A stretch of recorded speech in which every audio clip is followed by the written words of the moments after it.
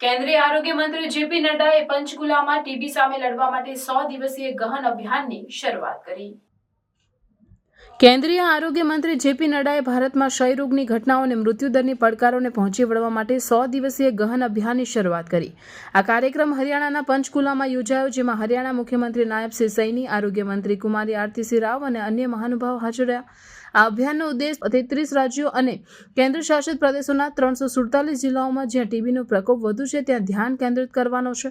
આ પહેલ સરકારના 2030 સુધીમાં ભારતમાંથી ટીબીને નાબૂદ કરવાની વ્યાપક દ્રષ્ટિનો ભાગ છે, જે ટકાઉ વિકાસ લક્ષ્યો સાથે સંકળાયેલી છે।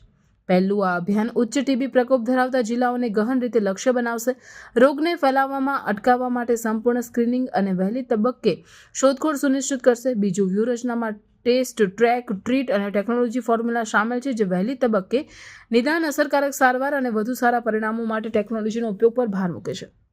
ત્રીજું, આયુષ્માન ભારત યોજના હેઠળ ટીબી દર્દીઓને સરકારી અને ખાનગી ક્ષેત્રમાં મફત સારવાર મળશે। સરકારે ટીબી દર્દીઓ માટે પોષણ સહાય ભથ્થું 500થી વધારીને 1000 રૂપિયા પ્રતિ મહિનો કર્યું છે। ચોથું, આ અભિયાન સમુદાયની ભાગીદારીને પ્રોત્સાહિત કરે છે, જનતાને ટીબીની રોકથામ અને સારવાર વિશે માહિતી આપવા માટે જાગૃતિ કાર્યક્રમો અને શૈક્ષણિક સામગ્રી સાથે।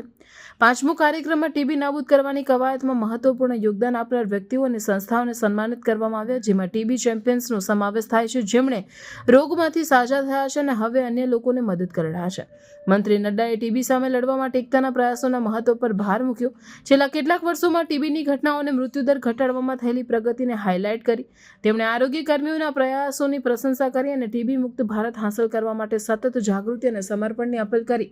આ પ્રારંભ હરિયાણાના 10 નિક્ષય વાહનોની લીલી ઝંડી બતાવવાની સાથે સમાપ્ત થયો, જે અભિયાનની પહોંચ અને અમલમાં મદદ કરશે। ये 100 दिन का कार्यक्रम है और ये फोकस्ड कार्यक्रम है और इसलिए हम लोगों ने 347 जिले जो जहां टीबी का प्रकोप और टीबी का प्रेवलेंस ज़्यादा है, वहां हम लोगों ने फोकस करके इस कार्यक्रम को लेने का तय किया है और तीव्र गति से, एक्सेलरेटेड तरीके से हम डिटेक्शन, टेस्ट, ट्रीटमेंट और उसके सपोर्टिव जो हमारे स्ट्रैटेजीज हैं, उन सारे सपोर्टिव स्ट्रैटेजीज को आगे बढ़ाने का काम किया है।